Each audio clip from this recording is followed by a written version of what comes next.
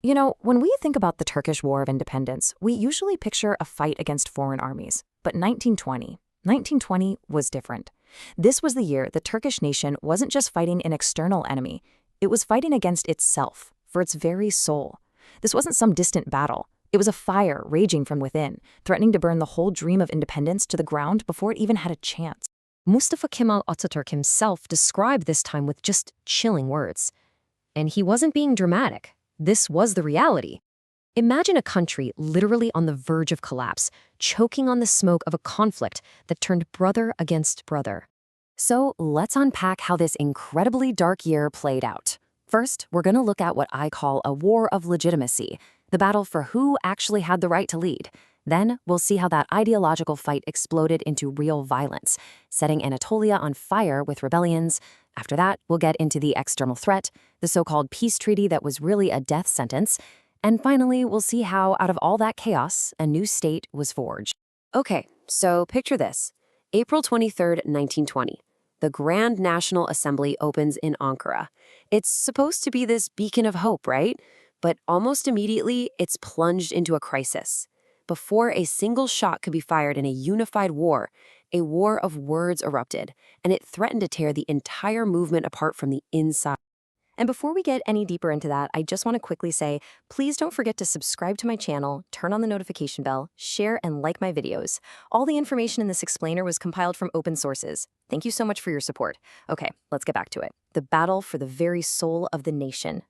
This is where things get really interesting. The first major battle wasn't fought with guns. It was fought with religious decrees, or fatwas. On one side, you have the government in Istanbul, which is basically under the thumb of the Allies. They get their top religious authority to declare the nationalists in Ankara infidels. He literally says killing them is a religious duty. Think about that. It's a green light for civil war. But Ankara's response? Absolutely brilliant. They issue a counter fatwa signed by 153 other muftis, and they completely flip the script. They say, no, Istanbul is a captive city. The real religious duty is to fight to set it free. It was a high-stakes chess move for the hearts and minds of the people. And make no mistake, this was warfare. The Allies literally weaponized that Istanbul fatwa. Just try to imagine being in a small Anatolian village, and a British plane flies overhead. But it's not dropping bombs, it's dropping pieces of paper. These black leaflets raining down from the sky, each one a little piece of poison designed to sow chaos and turn you against your own people. Well, those leaflets worked like sparks hitting dry grass. That war of words, it very quickly became a war of bullets. The fatwas from Istanbul gave people the religious justification they needed, and suddenly a wave of violent rebellions erupted, setting the heart of Anatolia on fire. And just look at how fast it all happened. It was relentless.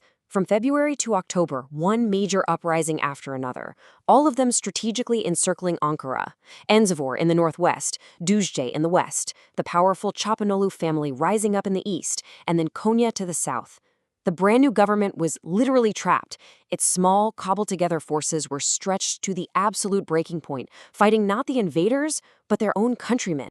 So what was really going on here? Why were people rebelling? Well, it was complicated. It was a clash of two different worlds. Of course, Istanbul was stoking religious fears, and the Allies were quietly helping things along. But the real issue was deeper. This was a battle between the old, feudal order and a new popular government. You had these powerful families, like the Çapanoğlus, who had ruled their regions for generations. They saw this new government in Ankara, and they saw their power, their entire world, just slipping away. This was their last, desperate fight to hold on to the past. And the situation got unbelievably desperate. I mean, at one point, the rebel forces got so close to Ankara that people in Ataturk's headquarters could practically see the smoke from their fires. The entire national movement was teetering on the edge, about to be completely snuffed out by a catastrophic civil war. And right then, just as the internal fires were burning hottest, just as the nation was about to tear itself apart, the external enemy delivered what they hoped would be the final killer blow. It was like a giant pincer movement aimed at crushing the very idea of Turkey. 433. That might just seem like a number, but it's the number of articles in the Treaty of Sèvres, signed by the Istanbul government on August 10th, 1920. And let me tell you, this wasn't a peace treaty, it was a demolition plan, a blueprint for the complete and total dismantling of the Turkish. Just look at this breakdown. It's why they called it a death warrant. It wasn't just about giving up land. Sovereignty? Gone. An allied commission would control the entire country's budget. The military? Basically non-existent. A tiny force, no heavy guns, no planes. The economy? Handed over. The capitulations meant foreign citizens had huge economic advantages, basically turning the country into an international colony. It was total submission. So, faced with this complete annihilation, on paper, what did Ankara do? Did they fold? No way. They did the opposite. The Grand National Assembly issued this incredibly defiant declaration. They completely rejected the treaty and branded anyone who signed it a traitor to the homeland. This was it, the point of no return. Even with enemies at the gates and a country in flames, they refused to sign their own death sentence. So that's the big question, right? How do you fight back from that, surrounded, bankrupt, and at war with yourself? Well, the Ankara government's response wasn't just to keep fighting. It was to start building. They knew that to win the war, they first had to create order from chaos and establish themselves as the one true authority. And this was their primary tool, the law of treason. It was passed even before the rebellions got to their worst, and it was brutally simple. It said, the Grand National Assembly is the only legitimate government. Any action, any word, anything against it is treason, and the penalty is death. It drew a crystal clear line in the sand. You're with us, or you're against us. But a law is just words on a piece of paper. How do you actually make it real? How do you enforce it when the entire country is on fire and people are actively trying to destroy you? Ankara did it with a very clear 3-step plan. Step 1, define the crime. That was the law of treason. Step 2, create the tool to enforce the law.